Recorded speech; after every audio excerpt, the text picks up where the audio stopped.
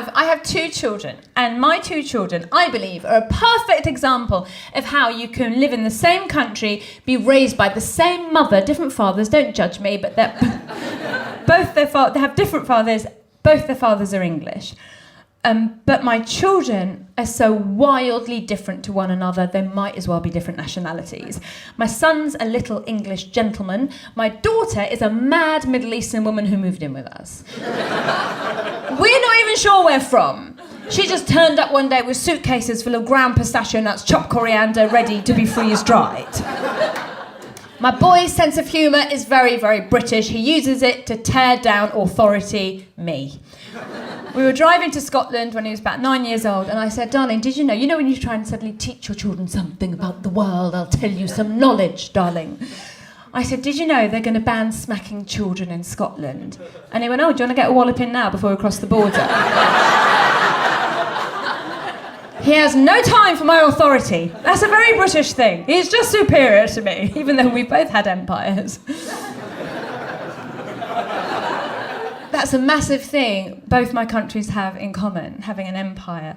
And if you have any doubt of the residue of empire mentality in Iranians, you only need to look at a Persian cat.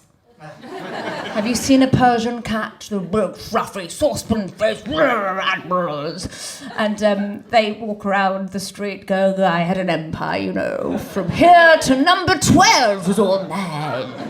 Anyway, so my son was getting ready for bed. He's a little kid, he's about 7 or 8 years old. And I am trying to hurry him along. And I'm like, are you going to brush your teeth? And he didn't like my tone. I was like, no, I am British, you are a foreigner, you do not talk to me like that. And he said, I've got no idea, I'm not a soothsayer. I haven't got time for this, right? I'm a busy working single mother. And I said, don't be such a smart ass. And he did something very British. He said a funny thing that came into his head, and he took a gamble because he knew it might get him killed.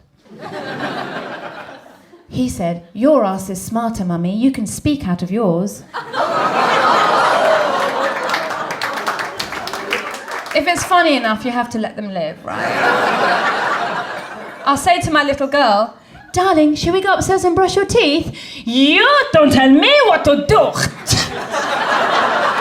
You are not the boss of me, mummy, if that is your real name. Don't look at me like that, I kill you. Don't leave me, I love you. I rip out my heart for you, it means nothing. I tear out my eyeballs as a sacrifice to you, but all you say to me is, teeth, teeth, teeth, why?